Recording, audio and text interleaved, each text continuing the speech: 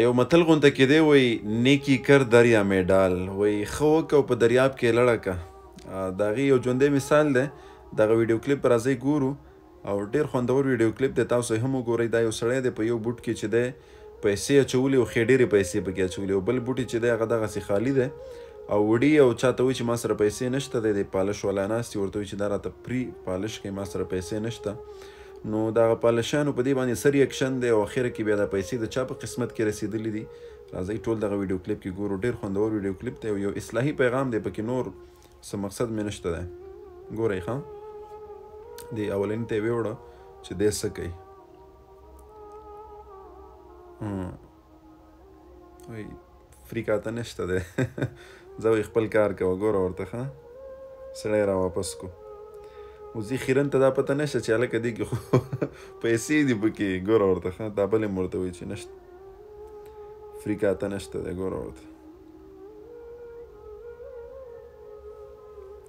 وایي وایي دومره واپس کو. ګوره ښه دې بل ته یې راوړه چې دی څه کوي.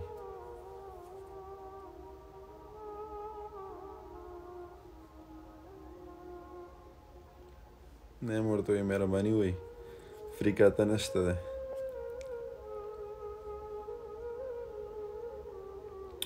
لاست دا ویل که دا لاست نه دی، دا هم زما په خیال واپس کوي که څه کوي. دغه پې برش راښکله.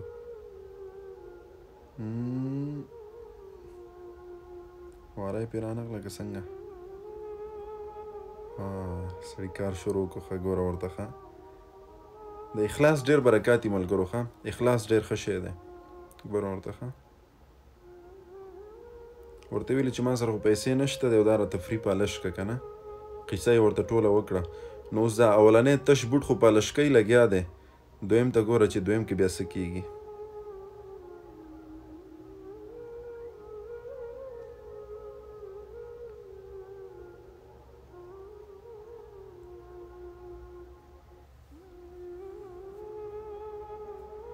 سړی مخلص دی. ګوره یو بوټي پالش کو، اوس دویم ورکوي چې دا دویم هم پالش که. ګوره ورته ښه واه واه یاره خو نو ګورئ ورته ملګرو ښه هو یار اخلاص داسې شی ښه خو بلا ډېرې پیسې دي. ګوره ښه پته یې لګېږي. سړی بلکل چې دی جذباتي کو. ښه ګوره ورته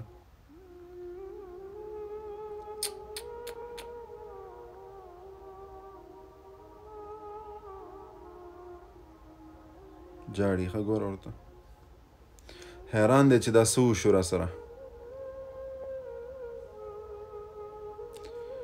پیسې واخیستلې، بوټان هم ستا و، پیسې هم ستا.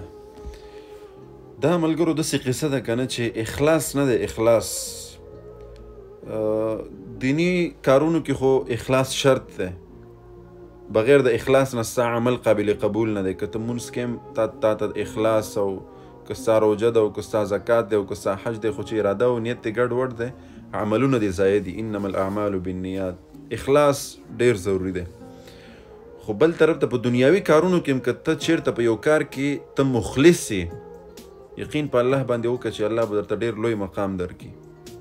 که ته په یو رسټورنټ کې مزدور یې که نه او ته په اخلاص سره د دغې رسټورنټ کار کې یو کپنۍ کې ته نوکري ملازم او په اخلاص سره ته د دغې کپنۍ خدمت کوي، په یو دکان کې ته یو کاریګر یو شاګرد او په اخلاص سره ته کار کوې که نه، یو وخت به درته الله جل شانه د دغې ځای ملکیت نصیب کوي، یعنی مالک به دې وګرځوي. اخلاص ډېر ښه شی. ګوره تاسو وکتل ژوندي مثالونه دي، سوشل میډیا ده. یو ته یې ویوړه وایي دا راته فري پالش که. ورته ویل نه، ده ورته وایي چې ما سره پیسې نشته. ورته وایي نه بس ځه وایي بلم چا چې اخلاص وکړو نو د هغه په قسمت باندې څه ورسېده. اوس هغه ته خو دا پته نه وه چې زه خو دا فري بوټ پالش کوم خو دا یو به زه پالش کوم دی دویم کې به ماته دومره غټ انعام میلاویږي. دغسې د اخلاص په دې کارونو کې انسان ته ظاهري طور نقصان ښکارېږي چې یار زه به دا فري بوټ پالش کوم دا خو زما نقصان دی. ظاهري طور به دا ته نقصان ښکارېږي خو بدله بیا بل رنګ وي. باطینی طور بیا تاسو وکتل چې دویم بوټ کې هغه ته څه میلاو شو. دا خو هسې یو دنیوي مثال دی، خو د الله په نسبت باندې هم د اخلاص ډېرې غټې غټې بدلې دي. بعضې ټایم به موږ ته په یو عمل کې هېڅ نه ښکاري، ظاهري نقصان به راته ښکاري، خو د الله د طرف نه چې بیا کومه بدلوي یا به زموږ په سوچ او تصور کې نه. نو الله دې موږ تاسو ته اخلاص را نصیب کړي.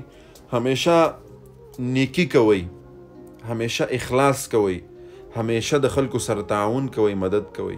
الله به بدلی په دنیا او آخرت کې درکوي انشاءالله.